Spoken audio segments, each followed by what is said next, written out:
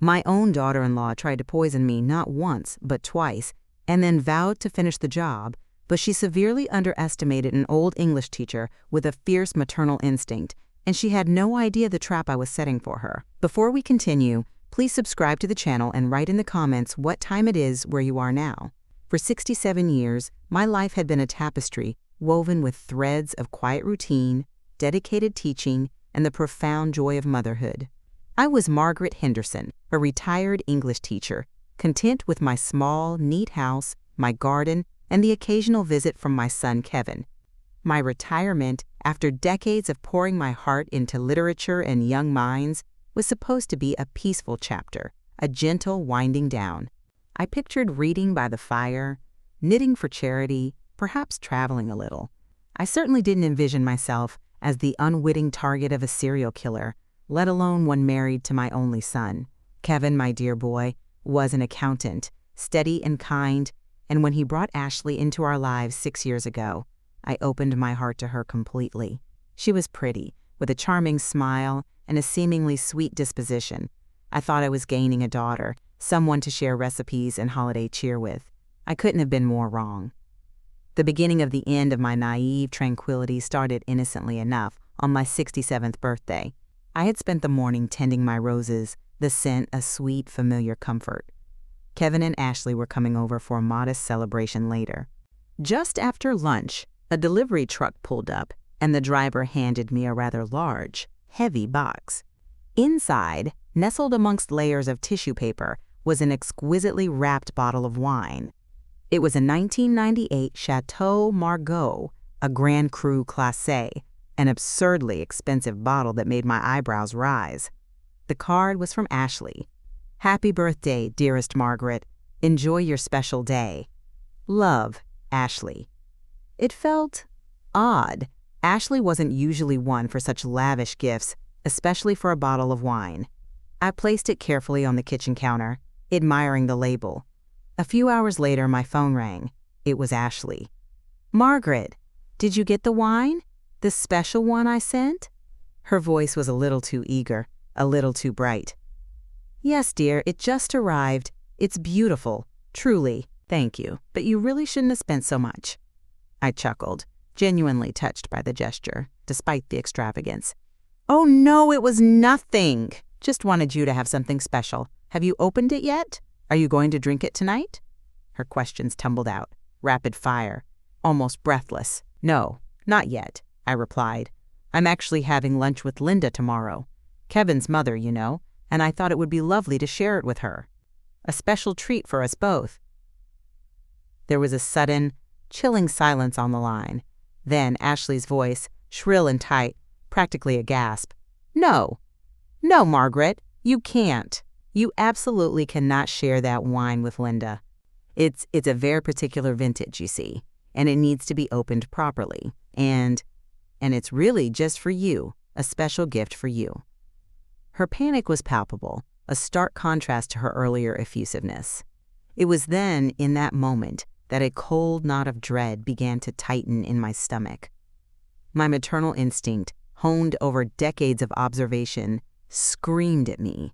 This wasn't about proper vintages. This was about something far more sinister. I felt a chill that had nothing to do with the late autumn air. "Why ever not, dear?" I asked, keeping my voice deceptively calm, though my heart was pounding. "It's a gift. Gifts are for sharing." "No, Margaret, please. Just don't touch it. Don't open it. I'll come over tomorrow and open it for you. Promise me." She was practically pleading. "All right, dear," I said, a pit forming in my stomach. "If you insist, I promise to wait for you." I didn't promise to not serve it to Linda. I just promised to wait for Ashley to open it. I ended the call, my hand trembling slightly as I looked at the beautiful, deadly bottle. The next day, Linda arrived, her usual cheerful self. We set the table for a lovely lunch, and when I brought out the wine, she gasped, "Margaret, my dear, what a treat! This is far too fancy for a Tuesday." I smiled, a dark secret churning beneath my calm exterior. It was a birthday gift, and I thought it'd be perfect for us. I expertly uncorked the bottle Ashley's frantic pleas echoing in my ears, making my hands clench a little harder. We poured, toasted, and savored the rich, full-bodied taste. It was exquisite. Linda, a lover of fine wine, drank a generous amount, laughing and telling stories. I, on the other hand, barely touched my glass, carefully pouring most of mine into a discreet container under the table when Linda wasn't looking. 23 minutes after Linda had finished her second glass, my phone rang again. It was Ashley, her voice a frantic, desperate whisper. "Margaret, how much did Linda drink? Tell me, did she drink the whole bottle?" The question ripped through me, confirming my darkest fears. The wine was poisoned, and it had been meant for me. My blood ran cold, but my mind, that of a former English teacher, began to calculate. "She enjoyed it very much, dear," I said, my voice deliberately flat. "Why do you ask?" Ashley hung up abruptly. Linda, who had been laughing moments before, suddenly clutched her head. "Oh, Margaret, I feel quite dizzy. A bit nauseous, actually. That wine must have been stronger than I thought." Her face had gone pale, and her words were slurring slightly. My heart leaped into my throat. "Linda, we need to go to the hospital now." I bundled her into my car, my mind racing. At St. Mary's Hospital, the emergency room buzzed with activity, but I was focused solely on Linda, whose condition was rapidly deteriorating. Dr. Patricia Williams, a kind but no-nonsense ER doctor, quickly identified the symptoms. Blood tests were ordered, and a few agonizing hours later, Dr. Williams returned, her face grim. "Mrs. Henderson, your friend, Linda, has ethylene glycol poisoning. Antifreeze. It's highly toxic." The words hit me like a physical blow. Antifreeze. In the wine. My daughter-in-law had tried to murder me. A profound, icy rage began to settle over my shock. I immediately called my nephew, Danny, a sheriff's deputy in the next county. He'd always taken me seriously. "Danny, something terrible has happened. Ashley tried to poison me. She poisoned Linda instead." I told him everything, the odd gift, Ashley's calls, the panic. He listened, his voice serious. He arrived at the hospital within the hour, bringing with him Detective Sarah Murphy, a sharp, observant woman whose eyes missed nothing. I repeated my story, offering the remaining poisoned wine as evidence. "Det." Murphy's expression hardened. "Mrs. Henderson, this is incredibly serious. We'll start an immediate investigation." The world seemed to tilt on its axis. My comfortable life, my trust, everything shattered. But a new kind of resolve began to form within me. I was no longer just a victim. I was a strategist. I had survived too much, worked too hard, loved too fiercely to simply crumple. This woman, Ashley, had not only tried to end my life, but had endangered my friend and desecrated the sanctity of my home and family. She had underestimated me, a grave mistake. From that moment on, Margaret Henderson, retired English teacher, became Margaret Henderson, avenger. My mind, accustomed to dissecting literature, began to dissect the situation, searching for patterns, motives, weaknesses. I started methodically, the way I would approach a complex novel. First, documentation. I bought a new notebook, plain and unassuming, and began to log every detail. Dates, times, conversations, every single interaction with Ashley since she'd entered our lives. My memory, honed by years of remembering students, names, and essay deadlines, was surprisingly sharp. I recalled her sudden, intense interest in my health, my daily routine, even casual questions about my will, especially after a promotion she was expecting at her job fell through a few months prior. I remembered Kevin mentioning it, dismissing it as Ashley just being thoughtful. Now, it screamed sinister. My lawyer, Mr. Davies, was the next call. I quietly updated my will, stipulating that if my death were deemed suspicious, my entire estate would be bequeathed to a local children's charity, bypassing Kevin and Ashley entirely. I knew this would cut off any financial motive for Ashley, but I also knew it was too late to completely deter her. She had already tried and failed, and now she knew I suspected her. This was just a precautionary measure, a small brick in my new defensive wall. Debt. Murphy and Danny worked tirelessly. They interviewed Kevin, who was in utter disbelief. He couldn't fathom his sweet Ashley being capable of such a thing. But even he had to admit her recent behavior had been strange. He recalled her unusual interest in my daily habits, my medications, how long I stayed home alone. The pieces, once scattered and seemingly innocent, began to snap together into a horrifying mosaic. As the police investigated, Ashley, unaware of the net tightening around her, escalated her behavior. She called Kevin constantly, feigning concern for Linda, but always circling back to me, asking about my health, my plans. It was sickening. She was gathering more evidence against herself, with every manipulative word. Debt. Murphy told me to play along, to act as if I suspected nothing, to simply say I was shaken but grateful Linda was recovering. Linda, thankfully, was responding well to treatment, though the emotional toll was immense. She was heartbroken, struggling to comprehend how someone she thought of as a daughter could do something so evil. The breakthrough came quickly, thanks to Debt, Murphy's relentless work, and my own memory. I'd mentioned to Danny that Ashley always seemed to get what she wanted, almost effortlessly. I also remembered a casual comment Ashley had made about her sad past and losing her parents young. A throwaway line, but now it felt like a puzzle piece. Debt. Murphy dug into Ashley's background, and what they found was chilling. Ashley Henderson wasn't her real name. She was Ashley Winters, and before that, Ashley Morrison. She had married and murdered 2 previous husbands, Thomas Bradley and Marcus Chen, for their inheritances. Both deaths had been attributed to natural causes: heart failure for Thomas, kidney failure for Marcus, but no autopsies had been performed. She changed her name and location each time, disappearing like a ghost with her ill-gotten gains. My address book, the one I'd started in my first year of teaching, had a section for references, people I knew through various connections. I remembered a Sarah Williams, sister to a Marcus Chen, who I'd met at a literary conference years ago. I'd kept her contact, a habit from my teaching days. I told Det Murphy. Sarah Williams confirmed that her brother had indeed married an Ashley Morrison just before his sudden demise, and how quickly she'd vanished with his estate. The pattern was undeniable. Ashley wasn't just a would-be murderer, she was a serial killer. Then came the second, equally devastating blow. Kevin, still struggling with the reality of his wife's true nature, agreed to cooperate fully with the police. They convinced him to let them examine Ashley's personal laptop. What they found there sent shivers down my spine. A meticulously organized spreadsheet, titled Margaret Project, detailed my daily routine, my health conditions, potential opportunities for poisoning, even dosages. It was a cold, calculated plan for my demise. But the most horrifying discovery?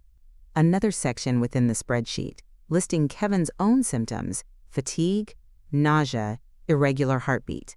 Dr. Williams, seeing this, immediately called Kevin in for tests.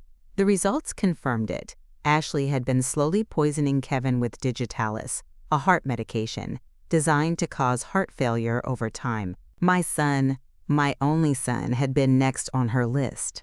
The monster had been living under our roof, methodically destroying us all. Kevin was devastated, his face a mask of horror and betrayal, his initial disbelief shattered, replaced by a fierce, protective anger. She was going to kill me too, he whispered, his voice broken. She was going to kill us all. The police moved to arrest Ashley. She was brought in for questioning, confronted with the evidence, her carefully constructed facade finally crumbling. But she was cunning, slippery. During a transfer between facilities, in a moment of shocking audacity, Ashley managed to escape. The news was a fresh nightmare. She left a message, scrawled in her own blood on the wall of her cell. "You haven't won, Margaret. This isn't over. I'm coming for you." She was a dangerous fugitive, fueled by a terrifying blend of greed and vengeance. The police advised me to go into protective custody, to leave my home, my life, but I refused.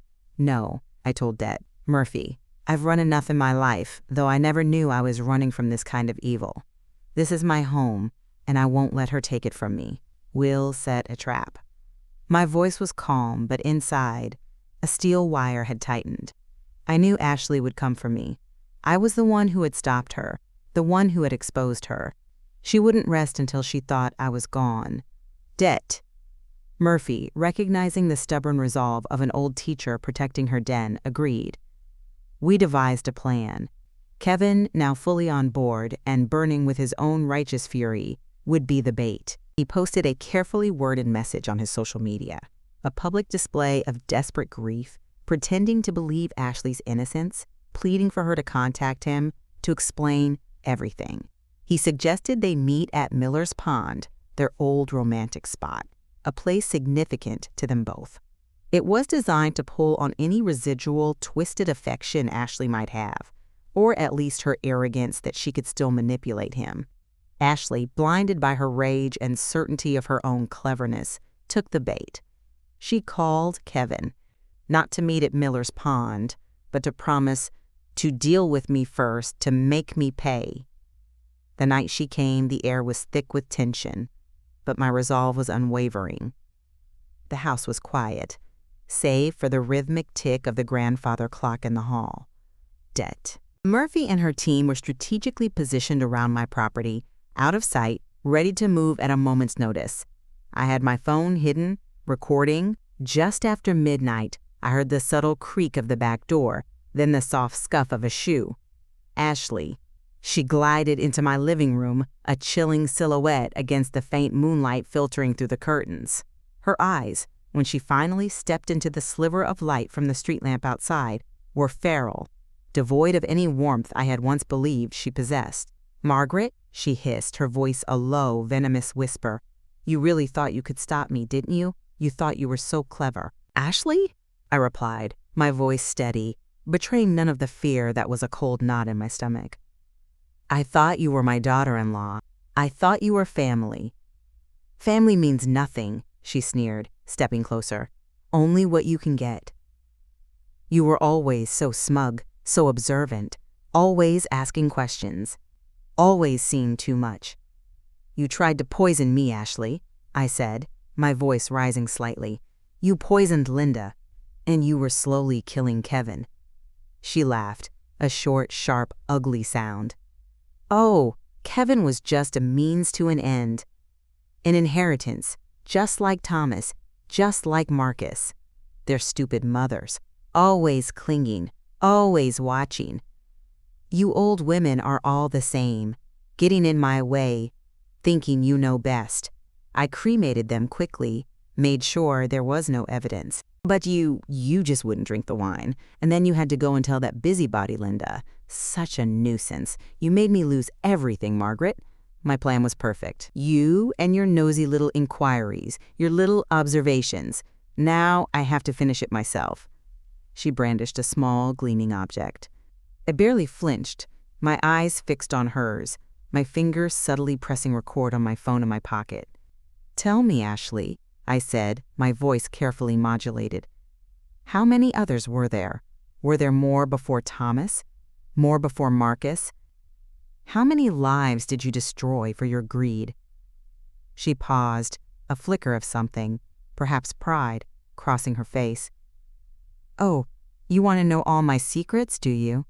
Just like the nosy teacher you are. Yes, there were others. Always, always the easy marks. Greedy, stupid men and their clingy, interfering mothers. You're all so predictable. But you, Margaret, you were the hardest. And now you'll be the last." That was all Det. Murphy needed. The sound of a tactical unit bursting through my doors filled the house. Ashley, startled, tried to flee, but she was no match for the trained officers. Within seconds, she was apprehended, handcuffed, her face contorted in a mask of pure, unadulterated fury. She spat at me, her eyes burning with hatred. "You'll never feel safe again, Margaret. You hear me? Never." But her words, meant to terrify, landed like dead leaves. Her confession, clear and damning, was captured on my phone. The fallout was swift and absolute. Ashley Henderson, formerly Winters, formerly Morrison, was charged with multiple counts of murder and attempted murder, the evidence painstakingly gathered by Det. Murphy, bolstered by my meticulous notes, Kevin's testimony, Linda's near-death experience, and my chilling audio recording, was overwhelming. The families of Thomas Bradley and Marcus Chin finally received justice. Ashley was sentenced to life in prison without parole, her reign of terror brought to a definitive end.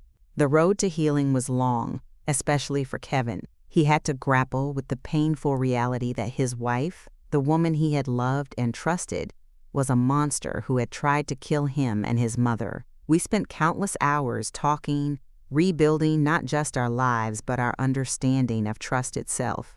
Linda recovered physically, but the emotional scars ran deep. She leaned on me, and I on her, two women who had faced unimaginable evil and survived. My little house, once a sanctuary, now held memories both beautiful and horrifying. I eventually sold it, opting for a charming little condo by the sea, where the rhythmic sound of waves provided a soothing balm to my soul. I spent my days walking the beach, reading, and finding solace in the simple, honest beauty of nature. The quiet life I had once envisioned, though interrupted by darkness, was finally mine. Justice wasn't about gleeful revenge. It was about restoration, about reclaiming what had been stolen, and about finding peace again. I learned that even in old age, one's instincts are powerful, and that a mother's love, when threatened, can become an unyielding force against any evil. Ashley's parting words about never feeling safe still echoed sometimes, but I refused to let them define me. I had survived, and I would continue to live fully, cautiously, but with an open heart, figuring out how to trust people again, one day at a time. The monster was behind bars, and I was free. If you like this story, please like this video, subscribe to the channel, and share your impressions in the comments. To listen to the next story, click on the box on the left. Thank you for watching.